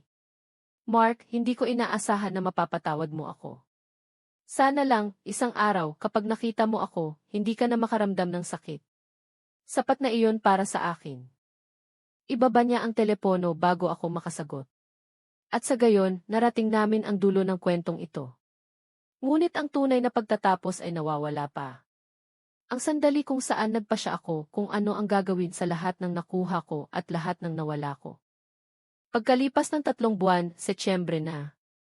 Nagsisimula ng lumamig ang hangin sa umaga. Ang mga punong dugod ay namumulaklak sa parke sa tapat ng aking apartment, pinaputi ang mga bangketa. Nasa maliit ako kong balkonahe, umiinom ng kape at nagpipinta ng isang canvas, isang tanawin mula sa Baguio na kinunan ko ng litrato sa aking biyahe, kasama si Aling Beatrice. Ang maiinit na kulay ay nagbigay sa akin ng kapayapaan. Nag-vibrate ang aking telepono. Ito ay si Miss Corpus. Magandang umaga, Eleanor. May oras ka ba ngayon? May kailangan tayong pag-usapan. May nangyari ba? Walang masama. Kailangan mo lang pumunta sa opisina. Dumating ako makalipas ang 1 oras. Naghihintay si Corpus sa akin na may misteryosong ngiti at isang folder sa kanyang mesa. Umupo ka. May balita ako. Anong klaseng balita? Binuksan niya ang folder at kinuha ang mga dokumento. Si Mark at Jessica ay sumunod sa lahat ng may relihiyon. Binayaran nila ang buong utang 3 buwan na ang nakakaraan, ngunit nagdedeposito din sila ng karagdagang pera sa isang escrow account, 2,500 sa isang linggo, bilang tanda ng pangako, sabi nila. Hindi ako makapagsalita. Bakit nila gagawin iyon? Sa tingin ko, talagang nagbago na sila, Eleanor. O hindi ba babasa, sinusubukan nila. Tiningnan ko ang mga bank statement. Totoo nga, nandoon ang mga deposito. Maliit ngunit tuloy-tuloy. 20 linggo ng sunod-sunod. May iba pa, nagpatuloy si Miss Corpus. Hiniling sa akin ni Mark na ibigay sa iyo ito. Iniabot niya sa akin ang isang sobre. Binuksan ko ito nang nanginginig ang mga kamay. Sa loob ay isang sulat na sulat kamay. Ang sulat kamay ni Mark. Ang itinuro ko sa kanya noong siya ay 6 na taong gulang. Nanay, alam kong hindi mabubura ng isang sulat ang 3 taon ng pang-aabuso. Alam kong hindi mabibili ng pera ang pagpapatawad. Ngunit kailangan mong basahin ito. Kahit na ayaw mo nang kausapin ako kailanman, ibinenta namin ni Jessica ang bahay. Kahit na nabayaran na namin ang utang. Nagpasya kaming ibenta ito. Hindi kami maaaring patuloy na manirahan sa isang lugar na kumakatawan sa lahat ng ginawa namin ng mali. Bawat kwarto ay nagpapaalala sa akin kung paano ka namin tinrato. Ang dining room kung saan hindi ka namin pinayagang umupo. Ang sala na ipinagbawal namin sa iyo na gamitin. Ang bodega kung saan ka namin pinanatili na tila wala kang halaga. Ibinenta namin ang bahay sa halagang F35 milyon. Binayaran namin ang natitirang mortgage. At sa natira, gumawa kami ng isang bagay na sana ay maramdaman mo. Hindi ko alam kung ipagmamalaki. Ngunit hindi bababa sa hindi gaanong disappointed. Nag-donate kami ng A1.0 milyon sa isang shelter para sa mga matatanda na naghihirap mula sa pang-aabuso sa pamilya. Sa iyong pangalan, ang shelter ay tinawag ngayong Eleanor's House. Bumili din kami ng isang maliit na apartment, walang luho. 2 kwarto. Isang simpleng sala. Natututo kaming mamuhay ng may kaunti. At alam mo ba kung ano ang natuklasan namin?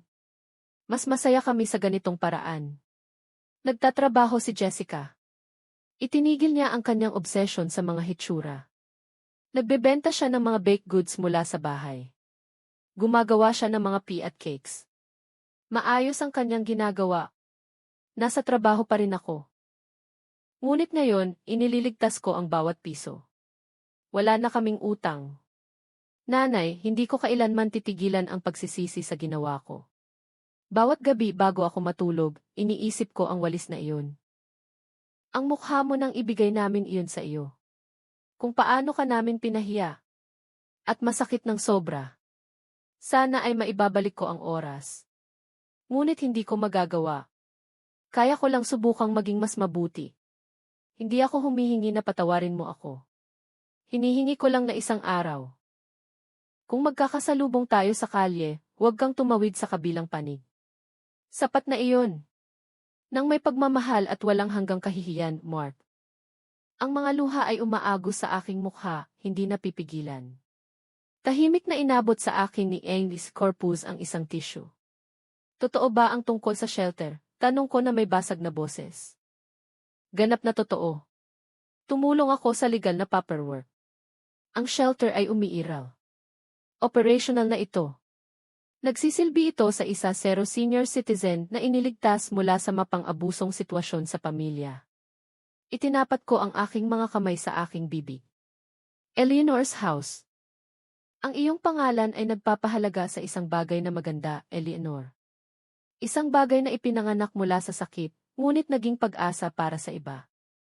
Umupo ako ng tahimik sa loob ng mahabang panahon, nagpuproseso, nakakaramdam. Ano ang gusto mong gawin? Tanong ni Avis Corpus. Hindi humihingi si Mark na makita ka. Gusto lang niya na malaman mo. Maingat kong tiniklop ang sulat. Kailangan kong mag-isip. Umalis ako ng opisina na may sulat sa aking bag, naglakad ako ng walang direksyon sa downtown. Dumaan ako sa katedral, sa palengke, sa mga kalye kung saan kami dating naglalakad ni Arthur nang kami ay nagde-date, napakaraming taon na ang nakakaraan. Umupo ako sa isang bangko sa main square. Tiningnan ko ang mga kalapati na tumutukan ng mumo, ang mga mag-asawang bata na kumukuha ng litrato, ang mga batang tumatakbo na may mga lobo, at pagkatapos ay alam ko na kung ano ang gagawin. Pagkalipas ng 2 linggo, noong Sabado ng umaga, nakatayo ako sa harap ng gusali kung saan nakatira ngayon si Mark. Ito ay isang simpleng gusali, 4 na palapag, isang simpleng harapan, walang doorman. Nag-buzzer ako sa apartment 3G. Ang boses ni Jessica ay lumabas sa intercom, kinakabahan. Sino po iyan? Si Eleanor. Katahimikan. Pagkatapos ay ang tunog ng pagbukas ng pinto. Dahan-dahan akong umakyat sa hagdan. Humihinto ang aking puso, ngunit hindi sa takot. Kundi sa isang bagay na kakaiba, isang bagay na tila maingat na pag-asa. Nakabukas ng bahagya ang pinto ng apartment. Pumasok ako. Maliit ang lugar ngunit malinis. Simpleng muebles, walang palamuti. Amoy sariwang kape at isang bagay na matamis na niluluto. Nakatayo si Mark sa gitna ng sala, pula ang kanyang mga mata. Nasa likuran niya si Jessica, magkadaupang palad, umiiyak din. Nanay, bulong ni Mark. Hindi ako tumakbo para yakapin siya. Hindi pa ako handa para doon, ngunit hindi rin ako nanatili sa pinto. Nabasa ko ang iyong sulat. Hindi ko inaasahan na pupunta ka. Dumating ako dahil kailangan kong sabihin sa iyo ang isang bagay. Isang bagay na kailangan mong marinig at kailangan kong sabihin. Umupo ako sa sofa. Nanatili silang nakatayo na tila mga bata na naghihintay ng hatol. Ang ginawa mo sa akin ay hindi mapapatawad. At dadalhin ko ang sugat na iyon sa buong buhay ko. Hindi ko lang malilimutan ang 3 taon ng kahihiyan. Hindi ganoon ang nangyayari. Tumango si Mark, umaagos ang luha. Ngunit nagpatuloy ako. Hindi ko rin kayang dalhin ang puot dahil mabigat ang puot, Mark. Kasing bigat ito ng kalungkutan. At ayoko nang magdala ng mabibigat na bagay. Ano ang ibig sabihin niyan? Tanong ni Jessica, nanginginig ang boses. Ibig sabihin hindi ko malilimutan. Ngunit susubukan kong magpatawad. Hindi para sa inyo, kundi para sa akin. Dahil karapat-dapat ako sa kapayapaan. Tumayo ako. Nakita ko ang ginawa ninyo sa shelter. Nakita ko ang patuloy na deposito. Nakita ko kung paano ninyo ibinenta ang bahay kahit na hindi ninyo kailangan. At nakikita ko na sinusubukan ninyo kahit papaano na magbago. Nanay, kami. Itinaas ko ang aking kamay. Ayoko na may sabihin kayo ngayon. Makinig lang kayo. Bibigyan ko kayo ng bago kong numero. Papayagan ko kayong sumulat sa akin. Hindi ako nangangako na sasagot ako sa bawat oras. Hindi ako nangangako ng madalas na pagbisita. Ngunit iiwan ko ang pinto na nakabukas ng bahagya. Nakabukas lang ng bahagya. Kung talagang nagbago kayo sa paglipas ng panahon, marahil ay mas bubukas ang pinto na iyon. Bumagsak si Mark sa sofa, humihikbi. Salamat, nanay. Salamat. Huwag kayong magpasalamat sa akin. Hindi ito regalo. Ito ay isang pagkakataon na kailangan ninyong paghirapan araw-araw. Kung mabigo kayo muli, kung magsinungaling kayo muli, kung hindi ninyo ako rerespetuhin muli, magsasara ang pinto na iyon magpakailanman. Naintindihan? Tumango silang dalawa. Naglakad ako patungo sa labasan. Sa pinto, huminto ako. Isa pa, ang shelter na iyon, Eleanor's house. Gusto kong mag-volunteer doon. Tumingala si Mark, nagulat. Talaga? Talaga? Kung makakatulong ang aking sakit sa iba, kung gayon hindi ito walang kabuluhan. Umalis ako sa apartment. Bumaba ako sa hagdan. At nang marating ko ang kalye, huminga ako ng malalim. Hindi purong kaligayahan ang naramdaman ko. Ito ay isang bagay na mas komplikado. Ito ay kapayapaan na maihalong kalungkutan. Pag-asa na maihalong pag-iingat. Pagpapatawad na maihalong alaala.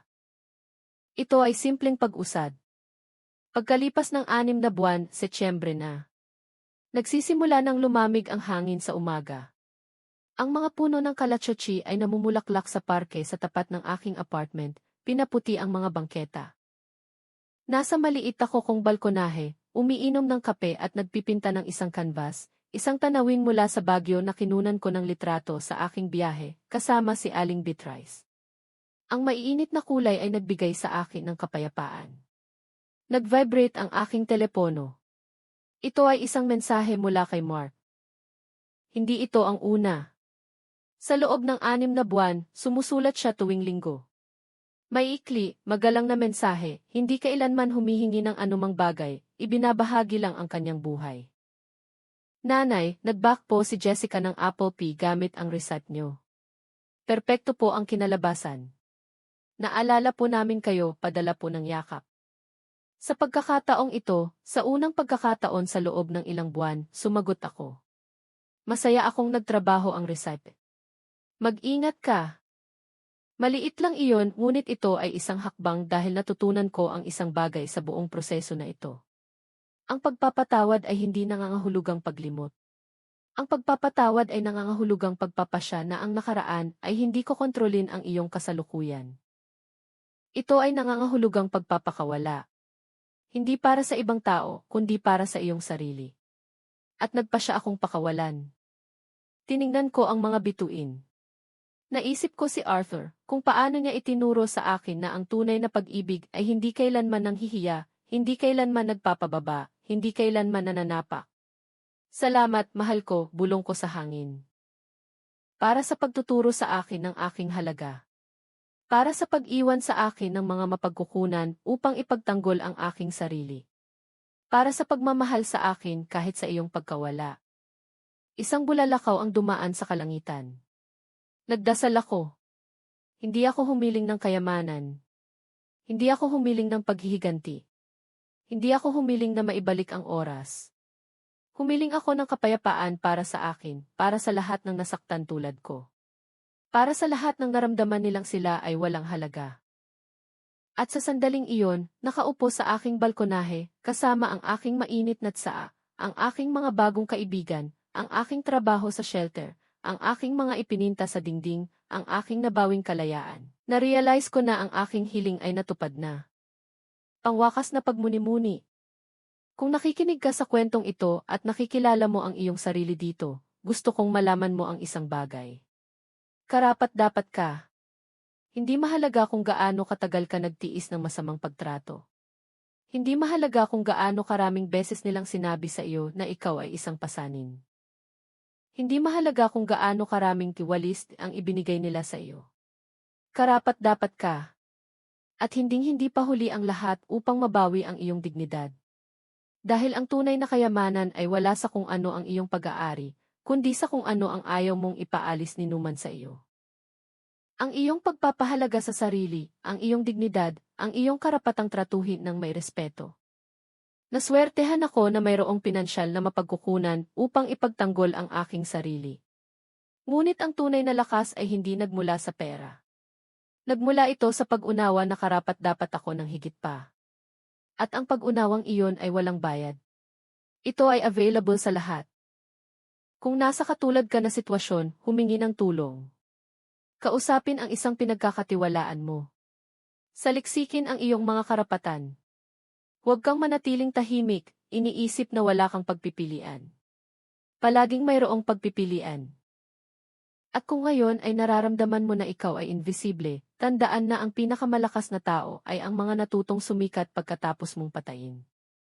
Pinatay ako sa loob ng 3 taon, ngunit ngayon sumisikat ako sa sarili kong liwanag. At kaya mo rin. Ang pangalan ko ay Eleanor.